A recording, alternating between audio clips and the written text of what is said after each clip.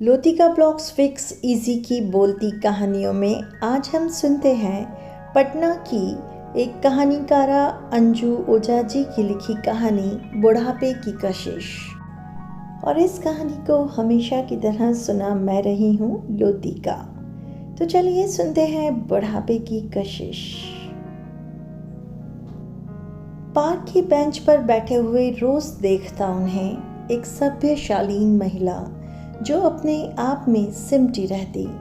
मैं भी रोज पार्क में शाम को घूमने जाया करता तो उसी बेंच पर बैठी मिलती। न जाने किन ख्यालों में तल्लीन रहती, लेकिन दिखने में संभ्रांत परिवार की लगती। मेरे मन में जिज्ञासा हुई कि पूछ ही लेता हूँ। नमस्कार जी, कैसी हैं? कहाँ रहती हैं आप? पहली बार आपको देखा है यहाँ इस पार्क में। मैं यहीं रहता हूँ। इस अपार्टमेंट के पार्क में टहलने आता हूँ, इसलिए 8 दिनों से आप यहाँ दिख रही हैं। जी ठीक कह रहे हैं आप। हम लोग नए आए हैं इस अपार्टमेंट में। नया फ्लैट है हमारा। 1 महीने पहले ही शिफ्ट हुए हैं। परिवार में बेटा बहू है और एक पोता है। बेटा बहू नौकरी करते हैं। घर में मेरा मन नहीं लगता। बेटा बहू और पोता अपने अपने मोबाइल में व्यस्त हो जाते हैं तो मैं भी यहाँ पार्क में चली आती हूँ। बातचीत के दौरान पता चला कि पिछले बरस ही इनके पति का देहांत हो चुका है। गांव में काफ़ी बड़ा मकान है, खेत हैं, परंतु इनका बेटा अपनी माँ को ले आया है अपने पास। फिर भी उन्हें देख ऐसा लगता कि कुछ ना कुछ तो है जो मन में भारी है, जिसे वो छुपाती हैं। जीवन आनंदमय बीता जा रहा था। मैं ठहरा सरकारी अफसर, पेंशन भी बहुत मिलती। एक ही बेटा है जो मुंबई में जॉब कर रहा है और बहू भी। 2 पोतियां भी हैं जो हर दिन वीडियो कॉल पर दादू दादू कहती तो मन प्रसन्न चित्त हो जाया करता। बस खुशगवार खुशहाल जीवन बीत रहा था।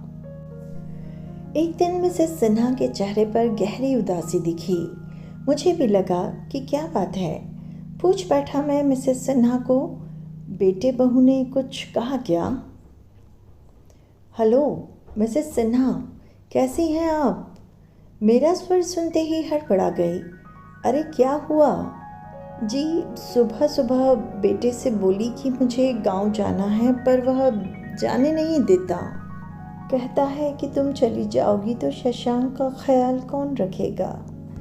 मैंने कहा उससे कि आया रख लो, पर बहू बोल रही है कि आपको बैठा कर खिलाते पिलाते रहे हम। अब आया रख कर आपको भी खिलाएं और आया को भी। आप ही बताइए कि कोई बेटा बहू अपनी माँ को इस तरह से जलील करता है? वहाँ गांव पर बहुत सारी बनिहारिन आसानी से मिल जाया करती हैं। खेती की मालगुजारी से अच्छी खासी रकम मिलती है। यहाँ पर एक एक पैसे के लिए तरस गई हूँ। जो पैसा गांव से लेकर आई थी वो भी बेटा खर्च के नाम पर ऐंठ चुका है। अब जाने नहीं देना चाहता है बेटा। ओह, यह सुनकर मेरा मन खिन्न हो गया। ऐसा करिए, आप मुझसे पैसा लेकर अपने गांव जाने वाली ट्रेन की टिकट कटवा लीजिए, या मैं भी आपका टिकट ऑनलाइन कटवा सकता हूँ। मेरी ठाठस भरी बात ने रामबाण का काम किया उनके लिए। गांव पहुंचकर फ़ोन करते रहिएगा, मैं भी बात करता रहूँगा आपसे। मेरी बात सुनकर मिसेस सिन्हा के उदास मुखड़े पर मीठी सी मुस्कान तैर गई। रोज़ मुझसे फ़ोन पर बात करती हैं, मैं भी। कुछ तो है दोनों की भावनाओं में जो हमारे जीवन में जान फूंक रहा है। तो दोस्तों, कैसी लगी आपको बुढ़ापे की कशिश? कमेंट बॉक्स में आपके कमेंट का इंतज़ार रहेगा मुझे। मिलते हैं जल्द ही देश के किसी और कोने के नए कहानीकार की कहानी के साथ। तब तक चैनल के साथ जुड़े रहिए सब्सक्राइब करते हुए, और विदा दीजिए मुझे। Thanks for watching.